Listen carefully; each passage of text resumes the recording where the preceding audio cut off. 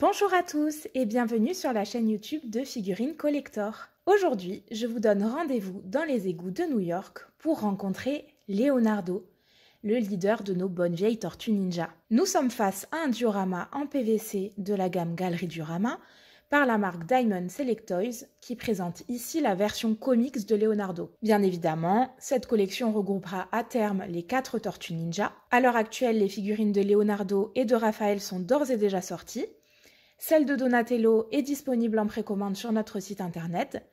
Et en toute logique, Michelangelo devrait aussi avoir droit à sa figurine. Allez, je vais vous montrer un peu la boîte sans trop m'y attarder parce que comme vous pouvez le voir, il s'agit d'une boîte vitrine assez classique. À l'avant, on retrouve comme d'habitude les informations générales.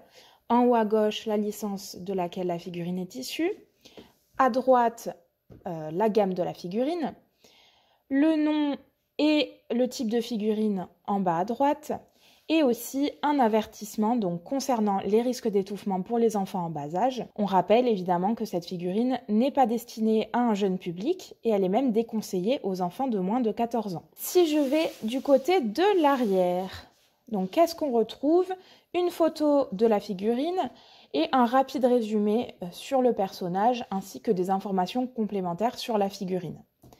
Voilà grosso modo de quoi est faite la boîte, mais je ne m'attarde pas plus et je vous retrouve tout de suite pour vous montrer à quoi ressemble la figurine une fois déballée. Et voilà notre figurine. C'est visiblement un Leonardo prêt à en découdre, représenté dans une position très dynamique. On est loin aussi d'être un socle classique, puisque ce dernier présente des éléments de décor qui rajoutent un petit plus. Au niveau des dimensions, donc je viens de la mesurer, on est sur une hauteur approximative de 26 cm, armes comprises, pour une largeur à peu près de 21 cm.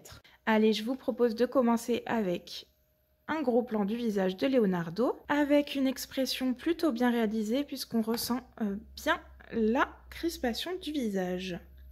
On retrouve également le bandeau de Leonardo, donc bleu, qui est bien caractéristique. Hop là, avec un joli mouvement. Et au niveau de la peau, on a des détails assez jolis.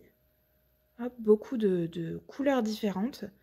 Ça rajoute vraiment du détail. Sur le bras, la musculature est très bien dessinée. On retrouve du coup le dynamisme avec les muscles qui sont crispés. L'avant-bras, le protège-bras du coup.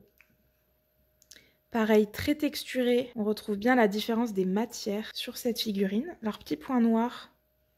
Ici, on a un petit point de couleur verte. C'est un peu dommage. Bon, c'est vraiment du détail, faut vraiment avoir le nez dessus pour le voir. Mais voilà, ça existe. Là, je vous montre le deuxième bras. Vous pouvez le voir, là, vraiment, la musculature, c'est hyper bien fait. Dans ses mains, on retrouve évidemment ses fidèles ninjato. Alors, je ne sais pas si vous voyez très bien, mais la lame est un peu irisée.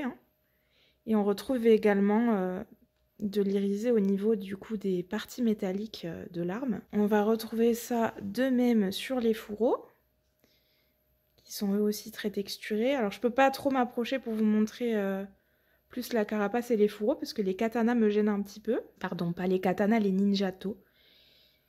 Mais voilà à quoi ça ressemble. Évidemment, la mise au point est un peu dure à faire. Alors, petit point noir sur les katanas, enfin sur les fourreaux, pardon. C'est que ils sont pleins. Voilà, et malheureusement, ils sont pas peints en noir dedans, donc ça casse un petit peu la profondeur du fourreau. Encore une fois, je vais en détail, vraiment, la figurine est très très belle. Le torse.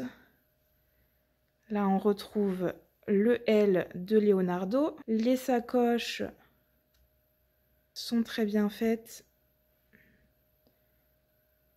Vraiment, la texture du cuir et du tissu est très très chouette. C'est une figurine qui a beaucoup de détails. Pareil pour du coup les jambes, les protège-jambes et tout ça. C'est vraiment bien fait. Et le socle n'est pas en reste puisque lui aussi dispose de détails. Voilà, petit muret. Vraiment les ombres Et les textures sont aussi qualitatives que sur la figurine. Parce que des fois, c'est vrai que les socles sont un peu laissés, faits un peu à la va-vite par rapport à la figurine. Et là, c'est pas du tout le cas. Je trouve que ça se voit particulièrement bien sur les caisses en bois. La texture du bois est très très belle. Et alors, le petit plus, on retrouve ici Antonio Pizza, qui est la pizzeria préférée de nos chères tortues. J'aime bien le petit clin d'œil qui a été fait. Donc, grosso modo, pour résumer, je trouve que c'est une figurine qui est très belle. Elle n'est pas défigurée par les quelques défauts qu'on a pu lui trouver. La peinture, globalement, elle est très très bien réalisée, hein.